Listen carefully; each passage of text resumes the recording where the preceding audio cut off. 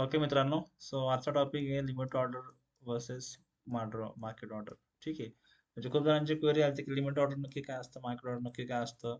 जेव्हा पण आम्ही एखादा लॉट बाय करायला जातो तेव्हा या दोन गोष्टी आम्हाला दिसतात, तर नक्की आम्हाला काय केलं पाहिजे. त्या सगळ्या प्रश्नांची उत्तर आपण आज व्हिडिओमध्ये माहीत करून घेणार आहोत. ठीक आहे, चला चालू करूया. आता कसं असतं माहिती आहे का मित्रांनो, आता डिस्कशन लिंक मध्ये मी ब्रोकरची लिंक देईल, तिथे तुमच्यावर तुम्हाला काही करायचं का नाही ते. ठीक आहे, तुमच्यावर सोडतो मी ते. आता जस्ट सपोज करा की मला एखादा लॉट बाय करायचा आहे. ठीक आहे, सो आज आपण बघणार आहोत लिमिट ऑर्डर आणि मार्केट ऑर्डर. ठीक आहे, SLM लिमिट वगैरे हे आपण तुम्हाला पाहिजे असेल तर तुम्ही मला कमेंट करा, तर त्यावर पण आपण एक व्हिडिओ बनवूया. ठीक आहे, तर आता आपण चालू करूया. आता जेव्हा पण कधी मी आहे ना एखादा लॉट बाय करायला जातो ना, तेव्हा मला इथं मार्केट ऑर्डर आणि लिमिट ऑर्डर असं दोन गोष्टी दिसतात. आता मार्केट ऑर्डर म्हणजे काय? ठीक आहे, आता मार्केट ऑर्डर म्हणजे काय? समजा की मला एखादा लॉट बाय करायचा आहे, हा लॉट बाय करायचा आहे. तर ह्या त्या लॉट बाय करताना जो काही LTP आहे, ओके, 226 आहे. जर मी एखादा लॉट बाय करताना मार्केटवर क्लिक करून जर बाय ऑर्डर क्लिक केली, तर त्याचा जो LTP असेल त्या LTP मध्ये माझी ऑर्डर प्लेस होईल. मार्केट ऑर्डरचं हेच मिनिंग होतं की जो काही तुमचा प्रीमियम आहे त्या प्रीमियमच्या ह्याच्यावरती ऑर्डर बाय होऊन जाईल. ठीक आहे, तर समजा मध्ये जर मोठी स्पाईक आली 226च्या ऐवजी समजा हा 270ला गेला, तरी पण माझी बाय ऑर्डर एक्झिक्यूट होईल 270ला सुद्धा. कारण तुम्ही मार्केटला अशा ऑथोरिटी की ज्या काही प्राइसमध्ये आहे त्या प्राइसला तुम्ही बाय करा. ठीक आहे, सेम ॲज द लिमिट ऑर्डरमध्ये कसं असतं, लिमिट ऑर्डरमध्ये कसं होतं की तो तुम्हाला स्वतः विचारतोय. म्हणजे आता तुम्ही लिमिटला क्लिक केलं तर तुम्हाला स्वतः तो विचारतोय तुम्हाला कुठल्या प्राइसला तो बाय करायचा आहे. आता जर सपोज करा की बाबा तुम्हाला इंडेक्स चार्टमध्ये जर तुम्हाला आहे ना सेटअप भेटला, त्या सेटअपमध्ये साधारण प्राइस चालू आहे 225 ते साधारण 226ला चालू आहे. ठीक आहे, आणि तुम्ही जर हे केलं, तुम्ही जर ते 224ला जर तुम्हाला क- पाहिजे आहे, 224 करून तुम्ही तर बाय ऑर्डरला प्लेस केलं. ठीक आहे, तो प्लेस केल्यानंतर ना हे जे 224 दिसते का, ह्या 224 नंतर तुम्ही जो बाय क्लिक करता ना, त्या बाय क्लिक केल्यानंतर ना हा 224च्या ऐवजी 230ला गेला, तर तुमची जी काही प्राइस आहे ना, जोपर्यंत ते 230 224 पर्यंत येत नाही तोपर्यंत तुमची ऑर्डर एक्झिक्यूट होत नाही.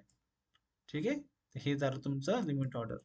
ओके, पण लिमिट ऑर्डरचे पण काही ड्रॉबॅक आहेत, काही प्लस पॉईंट पण आहे, काही निगेटिव्ह पॉईंट पण आहे. तर मग सांगतो. आता प्लस पॉईंट काय याचा माहिती का, तुम्ही कधी पण आहे ना महागात नाही खरेदी खरेदी करणार. ठीक आहे, तुम्हाला ज्या प्राइसमध्ये पाहिजे त्याच प्राइसमध्ये घेणार. आता जसं लिमिट ऑर्डर, जसं जसं मार्केट ऑर्डरमध्ये कसं आहे 224 आहे, तर 240ला जरी गेला ना, किंवा समजा तो 200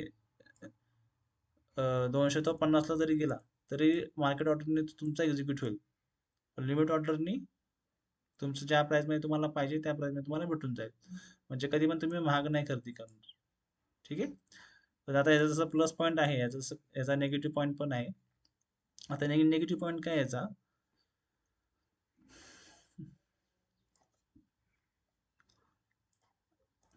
आता याचा निगेटिव्ह पॉईंट असा आहे की समजा तुम्ही 226 चालू आहे. ठीक आहे, तुम्ही बाय साईडला पोझिशन घेतलेली आहे, आणि त्यानंतर तुम्ही लिमिट ऑर्डर लावली.